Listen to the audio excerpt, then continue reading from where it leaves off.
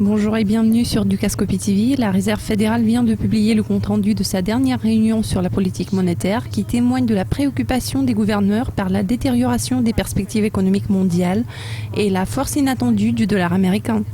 Les marchés en attendent des plus hauts journaliers. Les analystes ont interprété la déclaration de la Fed comme un message accommodant. Aujourd'hui, nous analysons la situation avec Ken Wexler, le directeur de Acumen Management. Ken, le FOMC a publié ses protocoles. Pensez-vous que les États-Unis devraient être inquiets à cause de l'état de l'économie mondiale? Oui, il serait utile de bien surveiller ce qui se passe autour et surtout dans les pays du G10. Ils sont des leaders absolus des marchés mondiaux et il est très important pour eux de garder un œil sur ce que font leurs pairs. Si le dollar se renforçait encore plus, pourrait-il y avoir des problèmes?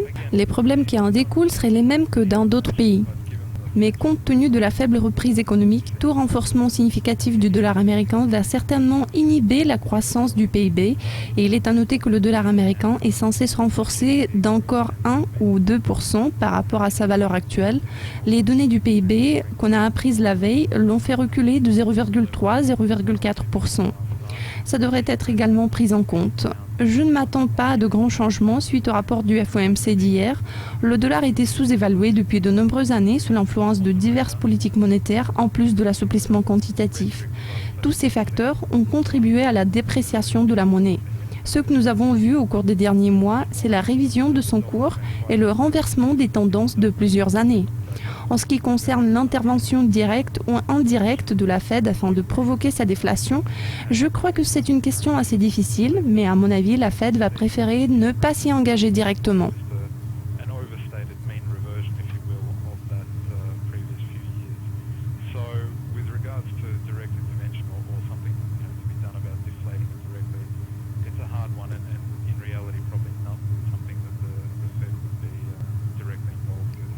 Les inscriptions au chômage ont baissé aujourd'hui. Qu'est-ce que cela signifie pour l'économie dans son ensemble?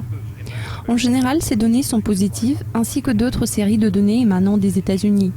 En réalité, nous sommes en quelque sorte revenus à la situation de l'année 2006 sur les perspectives de long terme. Le compte-rendu de la réunion du FOMC et la déclaration de la Fed sont très surveillés.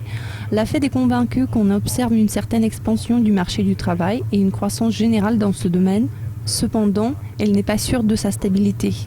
Et donc, je recommanderais aux traders du billet vert de se concentrer sur les chiffres qui seront définitivement positifs sur le court et moyen terme, car ces données économiques vont donner un coup de pouce au dollar.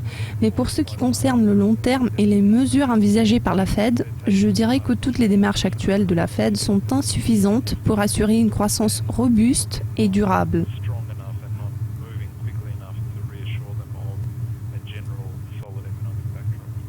Ken, merci de vos commentaires. C'est tout pour le moment. Restez sur Dukascopy TV car nous avons toujours beaucoup de nouvelles à vous présenter. Au revoir.